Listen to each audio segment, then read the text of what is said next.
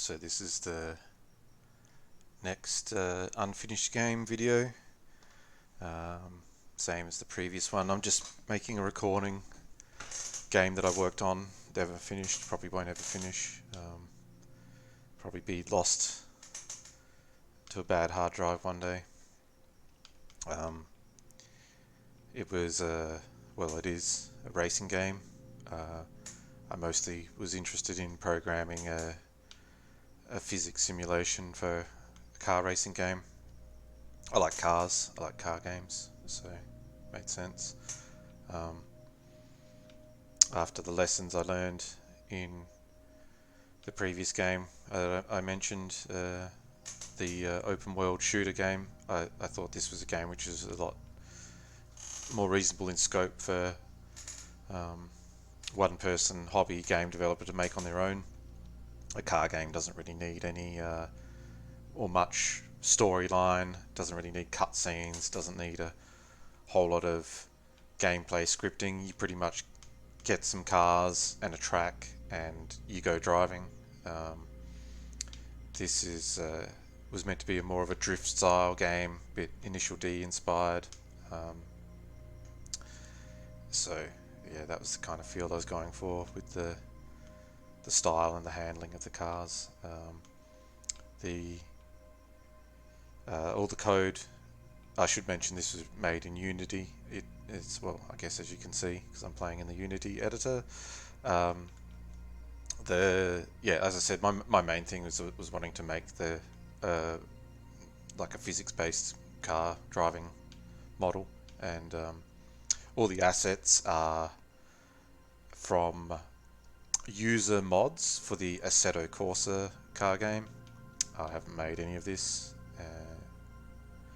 It was basically just get some things in to be able to test the gameplay in the car model. The tyres are simulated. You've got a certain amount of grip and slip. You've got a forward and rearward grip level for basically acceleration and braking, and then you've got a sideways slip. So basically, when you go around a corner, how much the tyres will slide sideways. It's sort of semi-based on a real-world tyre friction model, but it's still pretty basic. There's also a model for the suspension. You've basically got a physical mass that represents the car body, and you have springs which attach each wheel to the body. There's also sway bars which distribute the lateral forces. So when you go around a corner, a car will naturally tend to want to kind of tip over. Sway bars is something real cars have that sort of try and counteract that. You have similar problems in the game. If you don't sort of simulate those in a game as well, the car won't want to handle, at least it won't handle like a sports car should. Then there's simulation for the engine and transmission. The engine is basically represented as a table of torque values in Newton meters. You can see in the shitty UI, it's showing up torque values there. That's basically the torque the engine's producing at a given RPM, which is basically commanded by the accelerator. So when you put your foot down, the engine will deliver its torque value at the RPM that it's at. As it accelerates through its rev range, there's different torque values at different RPMs, just like a real engine. Then that goes through the transmission simulation, which is basically a list of the gears, and the gears are just straight up torque multipliers, which is basically how a gearbox works in the real world. It simply multiplies the torque value. So you have your lower gears, which have higher torque but a lower top speed. What else? I mean, there's braking. There's actually a handbrake, so you You can do handbrake turns.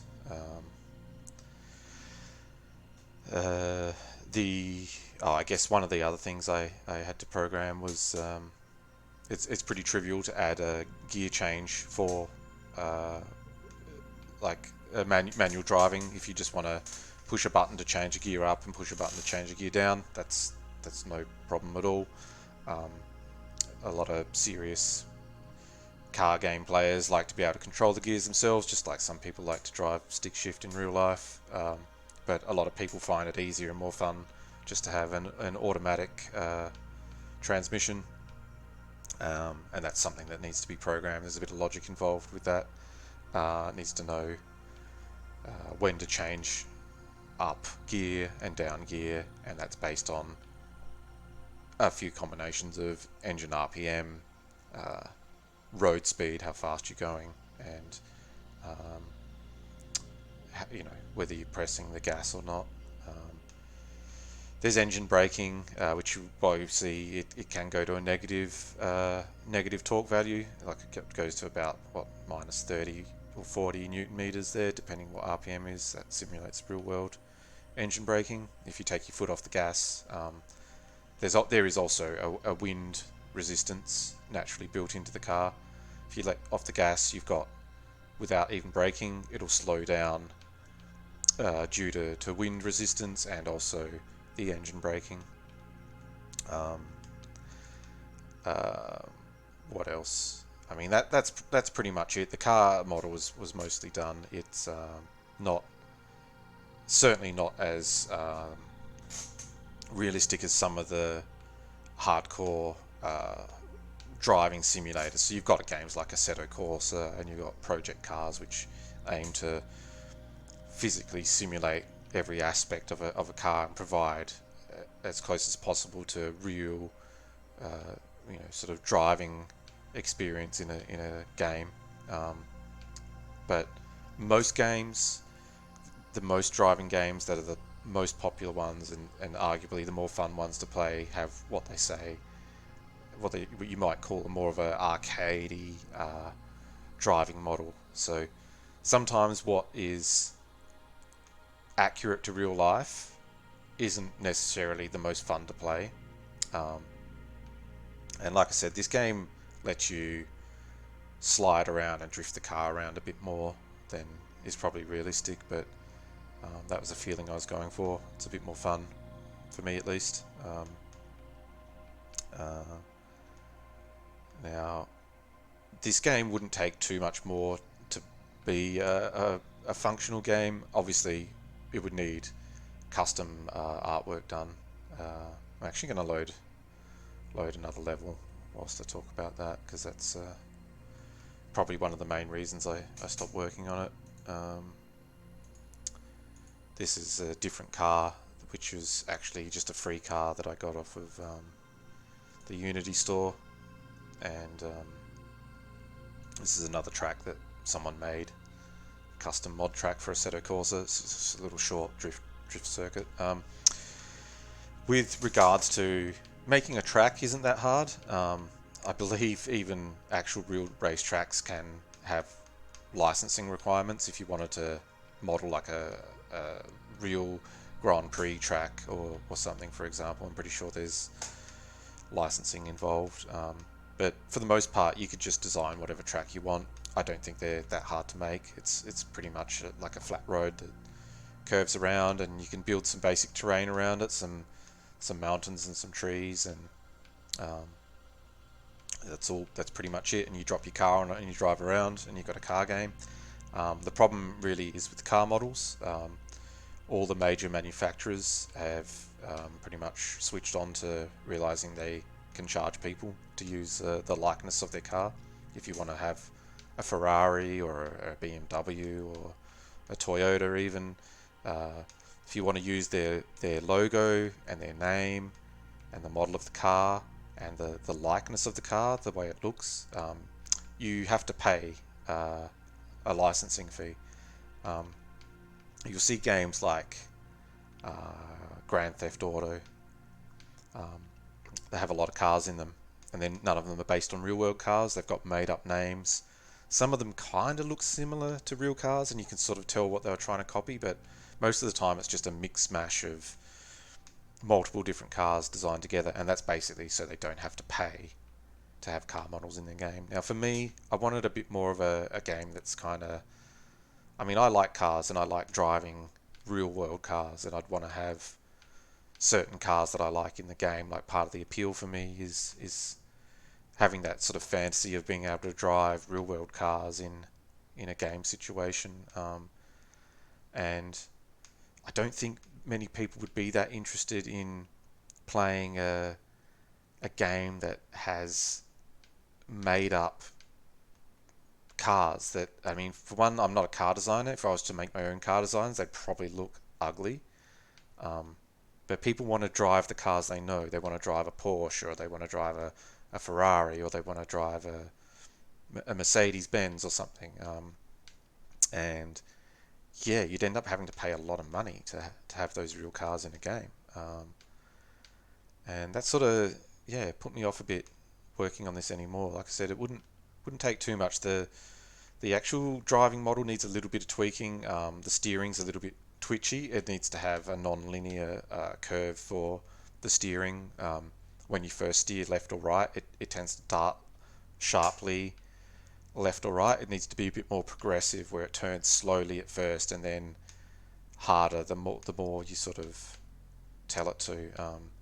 So, but that, I mean, all that sort of stuff's pretty trivial to get right. But as far as the driving feel, it's fine for me to play it because I've played it a bit and it's okay. But um, other people would probably find it a bit hard to control till they got used to it. But um, yeah, really, not being able to have the real world cars that I want, like, it's not even exotic cars. I like to be able to drive a car in game that's a car that I've owned or do own in real life. For some reason, I find that fun, and I know a lot of other people do too. They want to have their Honda or whatever that they actually drive in real life and race it around in a game.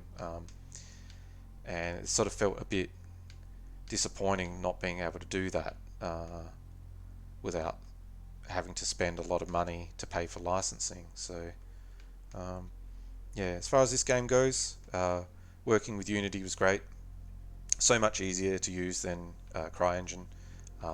C Sharp, not a huge fan of. I prefer like C++, but easy enough to use, and the integration within the engine, being able to add scripts and add code, add game logic, import any models you want, like a bunch of different formats. So much easier to work with than CryEngine.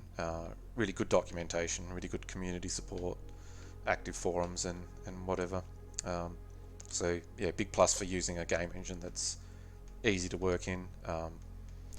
The scope of the game, yeah, I mean, it wouldn't take that much work other than basically designing a bunch of tracks and cars um, to turn this into a real game that people might actually enjoy playing. But um, yeah, I don't know, another thing that I abandoned. It was just something I did for fun at the time, I guess. Um, and yeah, I don't know. Who knows? Maybe I'll work on something else again one day. Next time I have an idea or get bored or whatever. But yeah, um, that's pretty much it.